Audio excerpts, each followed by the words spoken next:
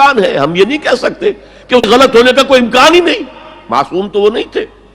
اور قولہم، ان کا جو ہمارے سامنے ہے مد مقابل ہے، اور وہ شافعی ہیں۔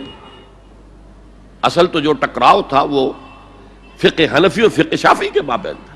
ہم صرف یہ کہہ سکتے ہیں کہ ان کا یہ قول خطا ہے، غلطی ہے، اگرچہ احتمال موجود ہے کہ وہی صحیح ہو، اس کے سوا تو ہم کچھ نہیں کہہ سکتے۔ اور ہم نے اپنی ساری زندگی اس کام میں لگا دی، لیکن میں کہہ نہیں سکتا اس پر کتنے رنج اور صدمے کا اظہار کروں کہ مجدد وقت شیخ الہند رحمۃ اللہ علیہ اور بیہقی وقت مولانا انور شاہ کاشمیری رحمۃ اللہ علیہ، ان کی ان باتوں کا کوئی اثر ان کے شاگردوں نے قبول نہیں کیا۔ وہی روش ہے، وہی فقہی بحثیں ہیں۔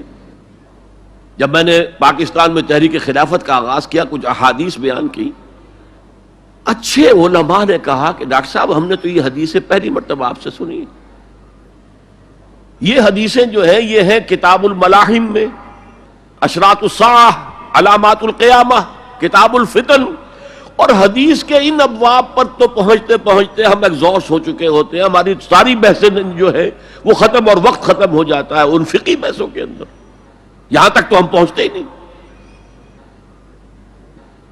بہرحال دوسرا نقطہ جیسا کہ میں نے عرض کیا، پہلا اینٹیں پکاؤ، مضبوط کرو، یا ایھا الذین آمنوا اتقوا اللہ حق تقاتہ ولا تموتن الا وانتم مسلمون، اور دوسرا ان کو جوڑنے کے لیے قرآن کو ایز اے سیمنٹ سبسٹنس استعمال کرو، واعتصموا بحبل اللہ جميعا ولا تفرقوا واذکروا نعمت اللہ علیکم اذ کنتم اعداء فالف بین قلوبکم فاصبحتم بنعمتہ اخوانا وکنتم علی شفا حفرۃ من النار، تم تو تباہی آگ کے گڑھے کے کنارے تک پہنچ گئے تھے، گرا چاہتے تھے، فانقذکم منہا، تو اللہ نے اس سے تمہیں نکالا ہے۔ کذالک یبین اللہ لکم آیاتہ لعلکم تہتدون، اسی طرح اللہ تعالیٰ تمہارے لیے اپنی آیات کی تبیین کر رہا ہے، وضاحت کر رہا ہے تاکہ تم ہدایت حاصل کر سکو۔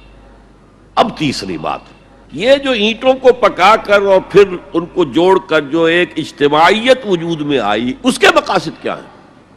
کیا کشور کشائی کرنی ہے؟ ملکوں کو فتح کرنا ہے؟ کیا کرنا ہے؟ اپنے قوم کی سربلندی، اس کے لیے یہ قوت صرف کرنی ہے؟ کیا کے لیے کرنی ہے؟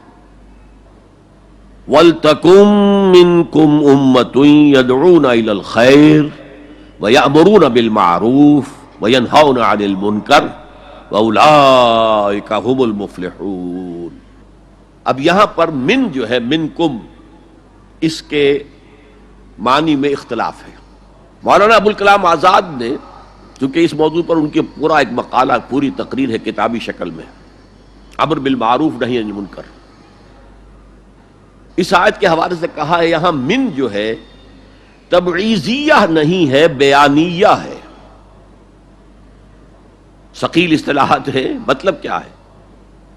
تم میں سے کچھ، یعنی سب نہیں، کچھ تو ہوں، جیسے ابھی آپ نے ترجمہ سنا، تم میں سے کچھ لوگ تو ایسے ہونے ہی چاہیے جو یہ کام کریں، تو یہ گویا کہ تبعیضیہ ہو گیا، تم میں سے کچھ۔ بیانیہ کیا ہے؟ تم سے ایک ایسی امت وجود میں آنی چاہیے۔ اور بڑی پیاری مثال دی ہے انہوں نے، عربی میں کہتے ہیں للامیر من اولادہ جند، فلاں جو امیر ہے، فلاں علاقے کا جو بھی امیر ہے، بادشاہ ہے، اس کی تو اپنی اولاد سے ایک لشکر بن جاتا ہے، یعنی اس کی اولاد اتنی ہے کہ گویا کہ وہ لشکر ہے۔ للامیر من اولادہ جند، یہ یہاں من تبعیضیہ نہیں ہے، من بیانیہ ہے کہ اولاد ہی ایک لشکر کی شکل میں ہے، لیکن اکثر علماء نے یہاں پر من کو تبعیضیہ قرار دیا ہے، جیسے کہ ابھی ترجمہ آپ نے سنا تو اس میں بھی تھا، میرا بھی اتفاق اسی سے ہے، اس لیے کہ چند آیتوں کے بعد وہ آیت بھی آ رہی ہے، آیت نمبر 110، جس میں پوری امت کے لیے یہی کام قرار دیا گیا۔ کنتم، یہاں ہے ولتکن، تم میں سے یا تمہارے ذریعے سے وجود میں آئے ایک امت، وہاں کنتم خیر امت اخرجت للناس تأمرون بالمعروف وتنہون عن المنکر وتؤمنون باللہ، تم وہ بہترین امت بن گئے ہو، بن چکے ہو، جو دنیا والوں کے لیے نکالی گئی ہے، یہ پہلے بھی میں عرض کر چکا ہوں کہ باقی ہر قوم دنیا کی اپنی بھلائی کے لیے، اپنی فلاح کے لیے، اپنے مفادات کے لیے، اپنی مصلحتوں کے لیے کوشاں ہوتی ہے. نہیں، تمہارا معاملہ یہ نہیں ہے، تمہیں دنیا والوں کی ہدایت کے لیے نکالا گیا ہے. وہ جو اقبال نے کہا ہے، ہم تو جیتے ہیں کہ دنیا میں تیرا نام رہے، کہیں ممکن ہے کہ ساقی نہ رہے جام رہے. مسلمانوں کی تو زندگی اس لیے ہے کہ دنیا میں یہ جام توحید، جام ہدایت گردش میں لائیں. ہماری حیثیت ساقی کی ہے. ہم تو جیتے ہیں کہ دنیا میں تیرا نام رہے، کہیں ممکن ہے کہ ساقی نہ رہے جام رہے. جام کیسے حرکت میں آئے گا اگر ساقی نہیں ہے؟ تو ہم تو پوری دنیا کو سیراب کرنا چاہتے ہیں اس شراب حقیقت سے. تو ایک ہے پوری امت کا فرض منصبی، اور وہ اس آیت میں آیا ہے، آیت نمبر 10 میں. یہ آیت جو ہے آیت 110، یہ ہم وزن ہے سورہ بقرہ کی اس آیت کے وَكَذَلِكَ جَعَلْنَاكُمْ أُمَّةً وَسَطًا لِتَكُونُوا شُهَدَاءَ عَلَى النَّاسِ وَيَكُونَ الرَّسُولُ عَلَيْكُمْ شَهِيدًا. اسی طرح ہم نے تمہیں ایک امت وسط بنایا، درمیانی امت بنایا، بہترین امت بنایا، تاکہ تم گواہی دو اور گواہ بنو قیامت کے دن تمام نوع انسانی کے خلاف، اور رسول ہمارے صلی اللہ علیہ وسلم تم پر گواہی دے اور قیامت میں گواہی دے کہ اے اللہ میں نے تیرا دین ان تک پہنچا دیا تھا. Now they are accountable, they are responsible. They can't plead ignorance. یہ نہیں کہہ سکتے کہ بات پہنچائی نہیں گئی، میں نے پہنچا دی تھی. تو امت کا مقصد کیا ہے؟ شہادت علی الناس، اتمام حجت. لئلا یکون للناس علی اللہ حجت بعد الرسل وکان اللہ عزیزا حکیما.